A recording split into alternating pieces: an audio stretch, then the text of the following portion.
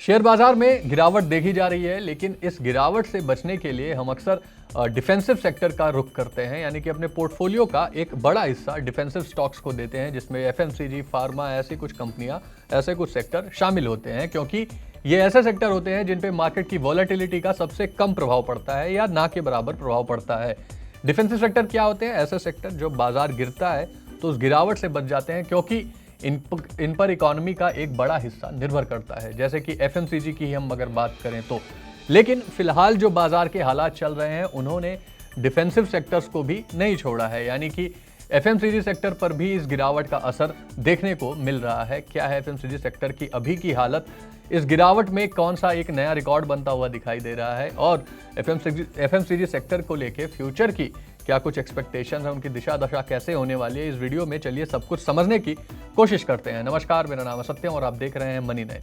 सबसे पहले बात कर लेते हैं थोड़ी सी डिफेंसिव स्टॉक्स की। जैसे कि अक्सर आपने देखा होगा कि जब बाजार गिरता है तो हर एनालिस्ट, हर एक्सपर्ट यही बोलते हैं कि आपके पोर्टफोलियो के जो डिफेंसिव स्टॉक्स हैं वो आपको बाजार की गिरावट का इम्पैक्ट कम होने देते हैं आपके पोर्टफोलियो पर। क्यों? क्योंकि इन कंपनियों के बिजनेस लगातार चलते रहते हैं। एफएमसीजी में ऐसी कंपनीज शामिल होती हैं जो खपत से चलती हैं, कंजम्पशन से चलती हैं, जैसे कि ब्रिटानिया या बिस्किट या डेली यूज़ वाले प्रोडक्ट बनाने वाली कंपनीज ऐसे, क्योंकि उनकी डिमांड, उनमें जो है वो गिरावट नहीं होती। ये मूलभूत आवश्यकताएं होती है इंसानों के लिए, और आपको हमेशा इन प्रोडक्ट्स को खरीदना पड़ता ही है, जैसे कि टूथपेस्ट, साबुन, सर्फ, ये सारी चीज़ें, डेयरी प्रोडक्ट्स, खाने पीने की चीज़ें, किराना दुकानें, आप अपनी निर्भरता इन पर कम नहीं कर सकते। इसीलिए इन कंपनियों को डिफेंसिव माना जाता है कि ये बहुत तेज रैली नहीं देती, लेकिन फिर भी इनमें गिरावट तो नहीं होती।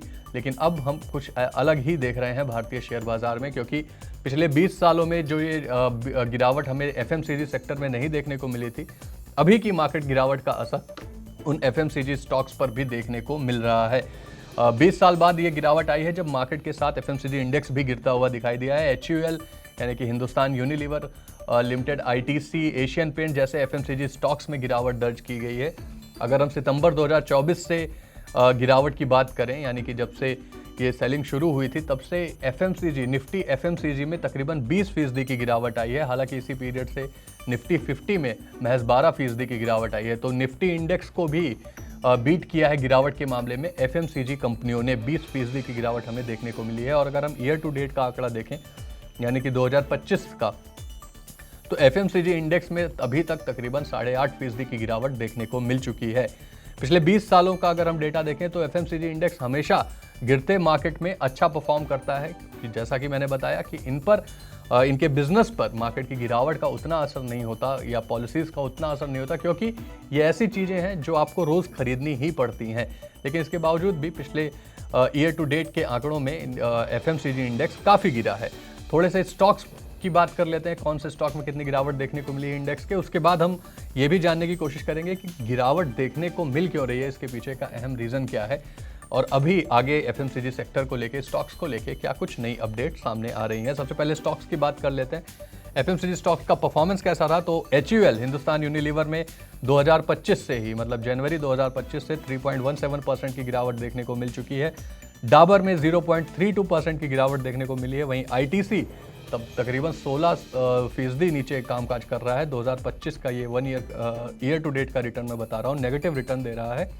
16.917% के आसपास की गिरावट ITC में देखने को मिली है। वहीं वरुण बेवरेजेस, एक ऐसी कंपनी जिसने पिछले कुछ सालों में शानदार रिटर्न दिया है, इसमें भी 25% की, 25% की गिरावट, हैवी गिरावट देखने को मिली है वरुण बेवरेजेस लिमिटेड में भी।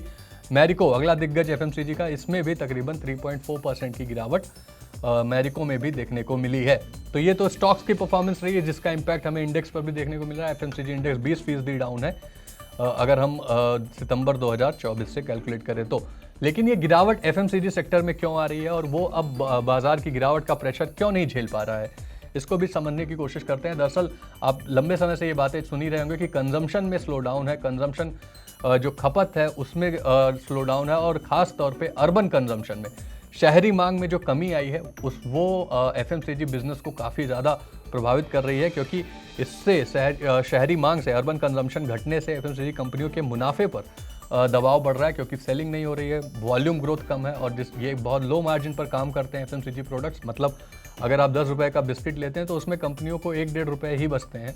तो इनके लिए वॉल्यूम ग्रोथ बहुत मैटर करती है, यानी कि जब अच्छे वॉल्यूम में बिक्री होगी तो ही इन्हें अच्छा फ़ायदा होगा, इंस्टेड ऑफ कि आप प्राइसेस बढ़ा दो, क्योंकि इनके प्रोडक्ट्स महंगे नहीं होते। तो मांग घटने से वॉल्यूम ग्रोथ में गिरावट आई, जिसका इनके प्रॉफिटेबिलिटी पर, मुनाफे पर सीधा इम्पैक्ट पड़ता हुआ दिखाई दिया। शहरी खपत एफएमसीजी बिजनेस का लगभग 65 to 68% हिस्सा कंट्रीब्यूट करती है। ऐसे में अर्बन कंजम्पशन से ही असली कंपनीज को अर्निंग होती है, असली सेलिंग इनकी अर्बन कंजम्पशन से आती थी। वहाँ वो जो है 65 to 68% कंट्रीब्यूट करती थी इनकी सेलिंग में, और जब अर्बन कंजम्पशन में स्लो डाउन आया तो उसका इम्पैक्ट हमें एफएमसीजी के तिमाही नतीजों पर भी देखने को मिला। दिसंबर तिमाही के नतीजे बहुत ही अच्छे नहीं रहे, कई कंपनियों के नतीजे बुरे आए और Q3 नतीजों में लो कंजम्पशन के संकेत मिले, जिसके बाद एफएमसीजी स्टॉक्स में भी हमें बिकवाली देखने को मिली। यानी कि ये एक तरीके से इकोनॉमी को भी दिखा रहे हैं कि कंजम्पशन एक वाकई में प्रॉब्लम बनी हुई है। अभी भी लोग पैसा खर्च नहीं कर रहे हैं क्योंकि उनके पास पैसे हैं ही नहीं, और ये इसके संकेत लगातार आरबीआई भी दे रहा है। महंगाई बढ़ती और कम डिस्पोजेबल इनकम, जिसकी वजह से डिस्पोजेबल इनकम एक ऐसी चीज़ है जो अतिरिक्त पैसा आपके पास होता है, उसको डिस्पोजेबल इनकम कहा जाता है।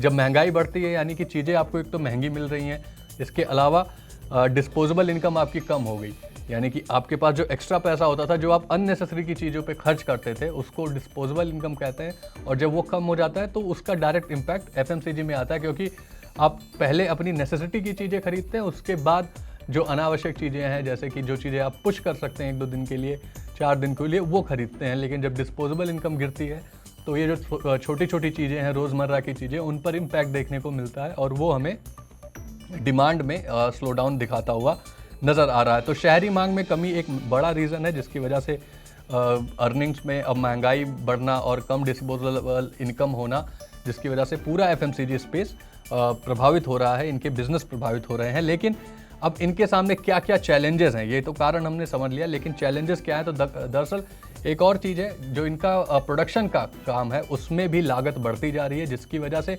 इनके मार्जिन्स, प्रॉफिट मार्जिन श्रिंक हो रहे हैं। जैसा कि अभी मैंने बताया कि ये वॉल्यूम पे काम करते हैं, मतलब जितनी वॉल्यूम ग्रोथ होगी उतने ही मार्जिन्स इनके बहुत कम होते हैं। लेकिन अब जब मार्जिन्स वॉल्यूम ग्रोथ आ नहीं रही है, ऐसे में मार्जिन्स कम होने का भी काफ़ी हद तक इम्पैक्ट इस पर देखने को मिल रहा है। इसके अलावा फूड इन्फ्लेशन बढ़ने की वजह से भी वॉल्यूम ग्रोथ व डिमांड में कमी देखने को मिली है। फूड इन्फ्लेशन यानी ऐसी चीज़ें, खाने पीने की चीज़ें जिन पर महंगाई बढ़ती जा रही है, और वो चीज़ें इनके प्रोडक्टिविटी को भी, मतलब प्रोडक्शन को भी इम्पैक्ट कर रही हैं, साथ ही वॉल्यूम ग्रोथ को भी कम इम्पैक्ट कर रही हैं और डिमांड को भी इम्पैक्ट कर रही हैं। तीनों ही चीज़ों में हमें गिरावट देखने को मिल रही है। प्रोडक्शन कॉस्ट बढ़ रही है, लेकिन मार्जिन्स, वॉल्यूम ग्रोथ नहीं आ रही है और डिमांड पर असर पड़ता हो रहा है। लेकिन इसके साथ एक और बड़ा रीज़न है कि अब हैवी प्लेयर्स ही नहीं रह गए हैं इंडियन मार्केट में। कई सारी छोटी कंपनीज भी आ चुकी हैं इन सारे स्पेस में, जैसे कि लोकल ब्रांड और प्राइवेट लेवल ब्रांड्स की तेज ग्रोथ। अब जो इंडेक्स है वो तो चलता है उन्हीं कंपनियों से जो इसमें शामिल हैं, यानी कि HUL, ITC जैसी दिग्गज कंपनियां, मैरिको, डाबर। लेकिन कुछ ऐसे भी प्लेयर आ चुके हैं मार्केट में जो इंडेक्स का पार्ट नहीं है और वो अच्छा बिजनेस कर रहे हैं। लोकल ब्रांड्स जो हैं और प्राइवेट लेवल ब्रांड्स जो हैं वो तेज़ी से ग्रोथ कर रहे हैं, जिसका इम्पैक्ट हमें एफएमसीजी की दिग्गज कंपनियों पर देखने को मिल रहा है। इसके अलावा डिस्काउंट मॉडल और ऑनलाइन सेल्स से भी एफएमसीजी कंपनियां प्रभावित हो रही हैं, क्योंकि ये जो लोकल ब्रांड्स हैं इन्हें बेचने के लिए डिस्ट्रीब्यूशन लाइन सेटअप नहीं करनी। ये quick commerce, FMCG online shops, इनके थ्रू अपने प्रोडक्ट्स बेच रहे हैं और ये अच्छा बेच भी रहे हैं, जिसका इम्पैक्ट डायरेक्ट इन पर पड़ रहा है। जैसे कि आपने भी देखा होगा कि अब आप शुगर नहीं खरीदते, जैगरी खरीदते हैं या कोई लोकल ब्रांड से शुगर खरीदते हैं जो ऑर्गेनिक शुगर बेचता है, तो जो शुगर का कंजम्पशन था बाकी कंपनीज को जो प्रॉफिट होता वो बढ़ करके अब छोटे ब्रांड्स की तरफ जा रहा है, जिसका इम्पैक्ट हमें इनके नतीजों में, तिमाही नतीजों में देखने को मिल रहा है। एक और बड़ी चुनौती है एफएमसीजी सेक्टर के लिए और वो है D2C ब्रांड्स। एफएमसीजी की दिग्गज कंपनियों के लिए एक बड़ी चुनौती बन चुके हैं D2C, यानी कि डायरेक्ट टू कंज्यूमर। ऐसे कंपनीज जो सीधे कंज्यूमर के लिए प्रोडक्ट्स बनाते हैं। अब जो एफएमसीजी कंपनी है वो डिस्ट्रीब्यूशन लाइन सेटअप करती हैं, उनके छोटे छोटे शहरों में डिस्ट्रीब्यूशन सेटअप होते हैं और वो वहाँ से प्रोडक्ट आम दुकानों तक जाता है। एक पूरी चेन होती है डिस्ट्रीब्यूशन की। लेकिन ये जो ऑनलाइन स्पेस के आने की वजह से, ई-कॉमर्स के आने की वजह से डायरेक्ट टू कंज्यूमर ब्रांड्स को काफ़ी आसानी मिल रही है, जिसका सीधा साधा एग्जांपल मामाअर्थ जैसी कंपनीज है जो बिना किसी डिस्ट्रीब्यूशन सेटअप के ही अपने प्रोडक्ट्स ऑनलाइन बेचने में सक्षम हो रही हैं। और इसका इम्पैक्ट हमें इस स्पेस पर देखने को मिल रहा है। तो ये कुछ चुनौतियां हैं एफएमसीजी की, जिसकी वजह से हमें ये गिरावट देखने को मिल रही है। आगे की क्या संभावना है अब एफएमसीजी सेक्टर के लिए फ्यूचर में? तो कंपनियां अब अपने प्रोडक्ट इनोवेशन पर भी काम कर रही हैं और अफोर्डेबल कैटेगरी पर फोकस अपना बढ़ा रही हैं।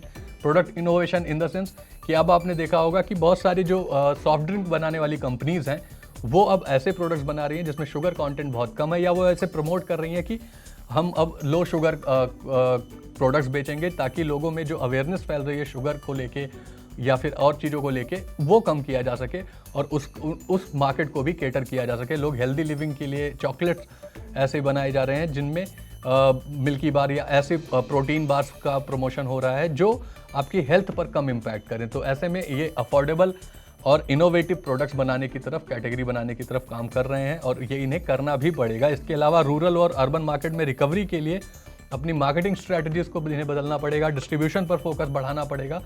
अभी तक ये अपने सिर्फ मेन लाइन डिस्ट्रीब्यूशन के थ्रू जा रहे थे, लेकिन अब एफएमसीजी कंपनियों को ई कॉमर्स और क्विक कॉमर्स जैसे प्लेयर्स के साथ भी, डिजिटल चैनल्स के साथ भी कोलैब करके अपना डिस्ट्रीब्यूशन सेटअप करना होगा। एफएमसीजी कंपनियों की सबसे बड़ी ताकत उनका डिस्ट्रीब्यूशन चैनल ही हुआ करता था, लेकिन क्विक कॉमर्स की बढ़ती तेजी की बात से अब ये देखना होगा कि आप अपना प्रोडक्ट वही पुराने तरीके से ही बेचोगे डिस्ट्रीब्यूशन सेटअप के जरिए, या क्विक कॉमर्स जो बंदा तुरंत ऐप से ऑर्डर कर रहा है वहाँ पर भी आप अपने प्रोडक्ट्स अवेलेबल कराओगे और वो ईजिली लोगों तक पहुँच सकेंगे, शहरों में स्पेशली। तो discount e commerce, quick commerce और डिजिटल चैनल्स पर फोकस इन्हें बढ़ाना होगा। इसके अलावा आने वाले समय के लिए संकेत अच्छे हैं क्योंकि अच्छा मानसून की प्रेडिक्शन है और इनकम ग्रोथ फैक्टर जो है वो एफएमसीजी सेक्टर के ट्रेंड को बदल सकता है। अभी हाल ही में बजट में जो राहत दी गई है उससे भी माना जा रहा है कि लगभग कुछ पैसे एक्स्ट्रा बचेंगे, डिस्पोजेबल इनकम बढ़ेगी, जिससे इन खपत पर स्पेशली सैलरीड क्लास को राहत दी गई है। तो सैलरीड क्लास शहरों के जो खपत है उसको बूस्ट करने का काम करेगा और एफएमसीजी सेक्टर के हालात सुधरते हुए दिखाई देंगे। तो अब देखना ये होगा कि क्या सच में ये जो कदम उठाए गए हैं आरबीआई द्वारा और फिनांस मिनिस्ट्री द्वारा इनकम टैक्स में छूट देने के और रेट कट वगैरह चीज़ों के, तो क्या वाकई में लोगों की डिस्पोजेबल इनकम बढ़ती है? क्योंकि अगर डिस्पोजेबल इनकम नहीं बढ़ती है तो एफएमसीजी सेक्टर के लिए भविष्य सुधरता हुआ नज़र नहीं आ रहा है। ऐसे में खपत का बढ़ना जरूरी है और खपत के लिए सीधी सी बात है कि आम लोगों के पास पैसे होने चाहिए। अगर पैसे उनकी जेब में बढ़ते हैं तो ही खपत बढ़ेगी। तो अब देखना ये होगा कि खपत बढ़ती है कि नहीं, और एफएमसीजी सेक्टर जो अभी तक बाजार की गिरावट में भी हमारा हाथ संभाले रखता था, हमारे पोर्टफोलियो को संभाले रखता था, वो आने वाले टाइम में कैसा परफॉर्मेंस करता है। आपका एफएमसीजी सेक्टर के फ्यूचर और चैलेंजेस को लेकर क्या व्यू है, आपका इस वीडियो पर क्या कहना है? Do let us know in the comments and keep watching money nine.